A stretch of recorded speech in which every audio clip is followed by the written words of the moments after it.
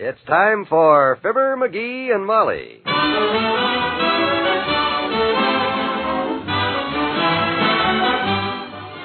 Sundays through Thursdays, NBC brings you Fibber McGee and Molly transcribed. The show is written by Phil Leslie and Ralph Goodman and directed by Max Hutto.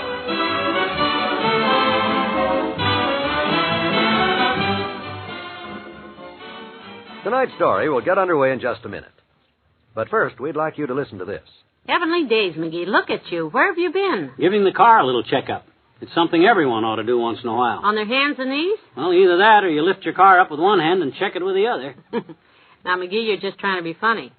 If you're so interested in checkups, why don't we get our prudential agent over here to give our insurance policies the once-over? You know we need it, and it's a service prudential agents are always happy to give. What do you suppose makes an insurance policy change during the year? It doesn't, but we do.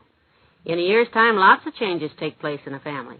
They buy a new home, Dad gets a raise, a daughter is married off, and it's things like these that affect insurance policies. Well, I was thinking about Social Security benefits. I bet a lot of people would like to see how their new benefits tie in with their present insurance. And they should. Folks, to make sure your insurance is still geared to give you the most security, to serve you the way you want, get together with your prudential agent. Let him give your insurance a checkup soon.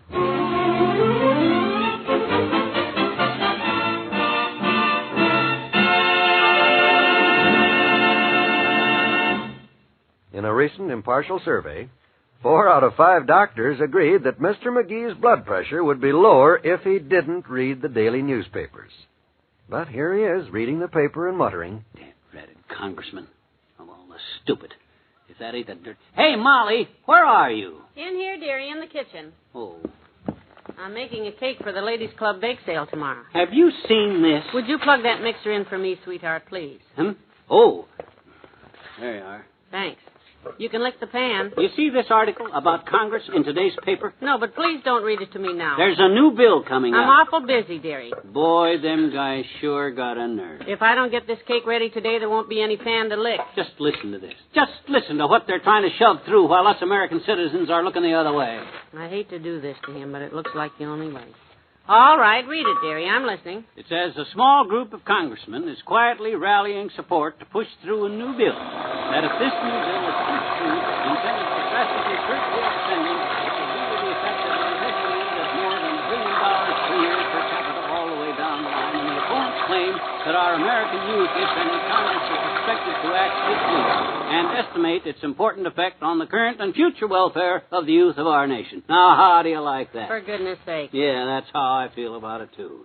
They got no right to shove these things through without consulting the voters. Well, I tell you what. Why don't you hand me that cake tin over there and then go in the den and write a letter to our congressman? That's exactly what I'm going to do, you betcha. Good. Yes, sir, I'm going to write my congressman. That's what we all ought to do when things like this come up. Hear, hear. I'll write my congressman, all right. I'll tell him to keep an eye on that crowd that's trying to shove this thing through while we're not looking. Good boy.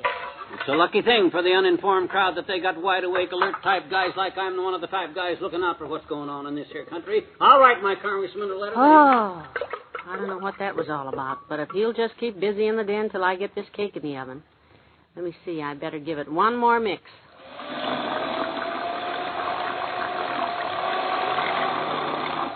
There. Now. Hey, Molly. Yes, dearie? Who's my congressman? Oh, fine. Some alert, well-informed citizen you are. You mean to stand there and tell me you don't know who your own congressman is? Dawson. That's our milkman. Oh, yeah. Well, we went out of town for a few days last fall, you know, and I forgot... It's Fieldstone, Oliver P. Fieldstone. Him? You mean that bum got in there again? McGee, is that any way to talk about a man who was elected to the Congress of the United States? Well, you know the argument I had with that guy. Are you still talking about the time he came through here on that speaking tour when he ran the first time? Certainly. He had a private car on that train with a big back platform, and all I asked for was a ride to Chicago. There was a Legion convention in Chicago, and you'd think he'd have done that much for the Legion. Dearie, we went through this train ride discussion in 1946, 1950, and 1954, so let's drop it, huh? Okay. I'll just write a letter to Fulbright instead. Fulbright? He's the senator from Arkansas, McGee. I know, but I've been thinking it over. He don't know me, and I don't know him, so why not start out even? With mutual respect for each other. Sounds like a fine arrangement to me. Now, you just run along. I'm all set. I'll write Fulbright a letter that... Oh, by the way, where's the... In the desk. Thanks. And the... Same desk, top drawer. And don't spill it on the rug. Okay. Have we got plenty? I just bought 23s and a couple of airmails last week. Are they in there? Yeah. Good. You go ahead with your cake, Tootsie, and don't let anybody interrupt me. I'll be busy. In the den. Writing to my congressman from Arkansas. Poor Mr. Fulbright. Oh, well, the boys in Washington just gave themselves a raise. They must be getting lots of nasty mail these days.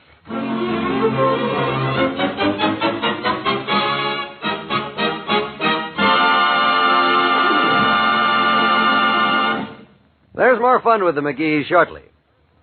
Someone once said it takes 3 generations to make a farm. And this is still true. It takes years of hard work, education, farming experience, and money to keep a farm at high production. Whether you're a first, second, or third generation farmer, protect your farm investment with United States savings bonds. Savings bonds provide ready cash when you need it for things like machinery replacement, repairs on the farm, additional livestock, or to tide you over in the event of crop failure. Yes, savings bonds provide the cash reserve you need to protect you, your farm, and your family. And savings bonds do more. They earn extra savings, too. You get back $4 for every 3 you put in. That means $300 put away in bonds this year brings $400 when bonds are held to maturity. More when held longer. It's an investment hard to match. Protect your farm, your family now and in years to come. Buy United States savings bonds.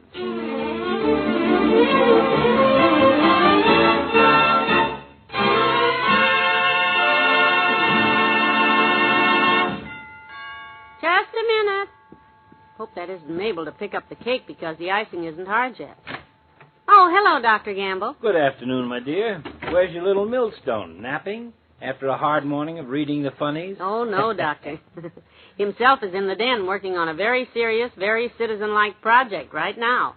And frankly, I'm proud of him. Well, if you aren't proud of him, he is in trouble. He's been in there for an hour and a half writing a hot letter to the government. Oh, no, not again.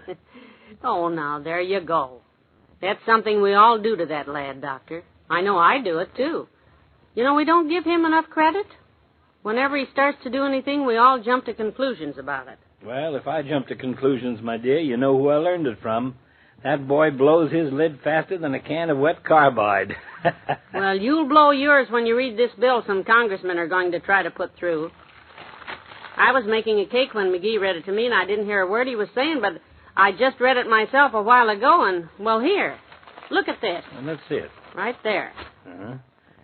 And since government spending is at a new high, and cuts wherever possible, this bill proposes that all federal aid for the building of schools and universities be halted until the federal budget is balanced and that schools now in construction...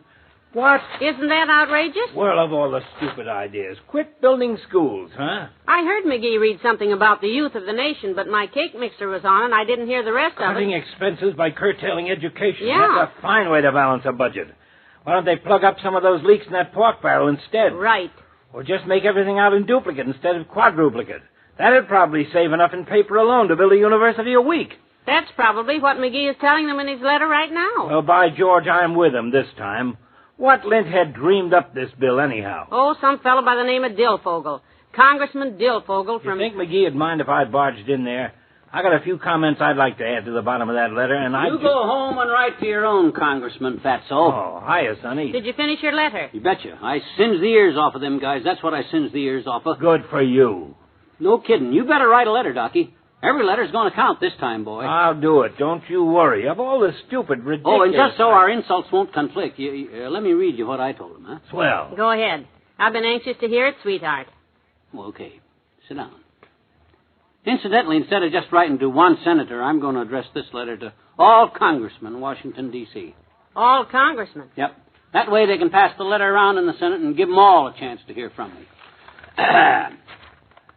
Dear Congressman, I says, I realize you guys have got a lot of bills coming up in Congress all the time, and it's hard to keep track, I says. Well, I suppose that is true, all right. They better make sure they kill this one, though. Right. So I says, but I want you to keep your eye on number 485 in particular. Bill number 485, is that it? Yep, 485. Before I tore into the guy that dreamed this bill up, I says, first, I says, in my letter, first, I want you congressmen to know that I'm mostly on his side, I says. You are. I admit, I says, that to the publishers who put out the horror and trashy type stuff, something ought to be done. Sure. But that doesn't mean... Publishers? Of horror and trashy type stuff? Yeah, you know, I like Vampire Girl or The King of the Werewolves. You know, with all those gruesome murders and stuff. Say, aren't you talking about the Dillfogel bill? Isn't that what you were mad about when you started... Dillfogel. Oh, Dillfogel. I'm talking about down at the bottom of the page there. That law that they're trying to put through to ban all comic books. What?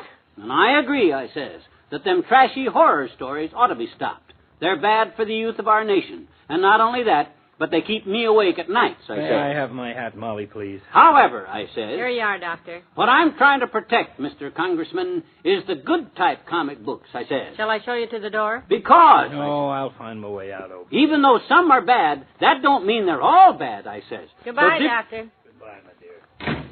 Now, like you take the adventures of Asteroid Rogers, Space Cowboy. If you ban that, Mr. Congressman, it'll be unconstitutional and very inconvenient. Because I'm reading how Rogers runs the rustlers off the Milky Way and makes the valleys on the moon safe for women and children. Oh, stop it.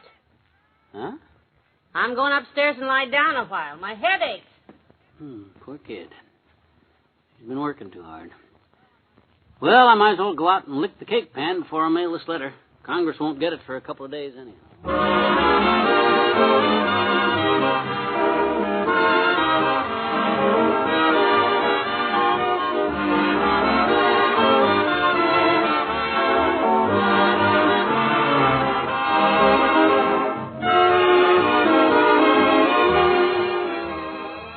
We'll say goodnight to Fibber and Molly in a moment.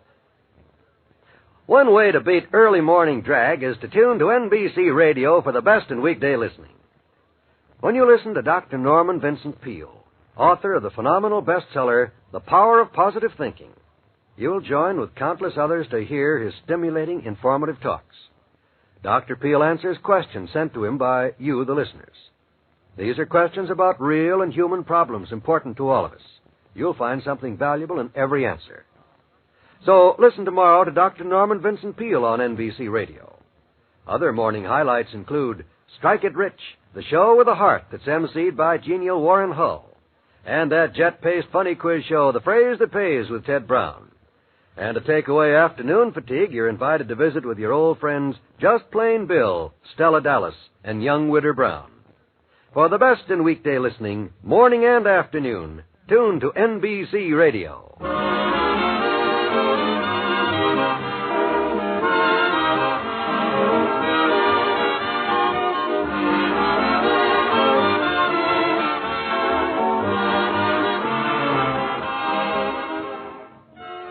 Okay, kiddo, you want an aspirin or anything? No. I'll just rest a while. Anything I can get for you? No, thank you. Want me to read to you? My new zombie comics is downstairs. No.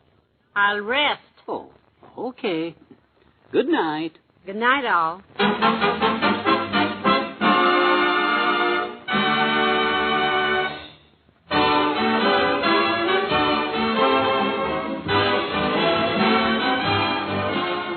Fibber McGee and Molly is an NBC Radio Network production transcribed with Arthur Q. Bryan as Dr. Gamble.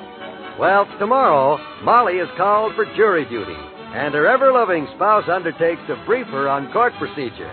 It's lots of fun, so plan to be with us. This is John Wall saying good night.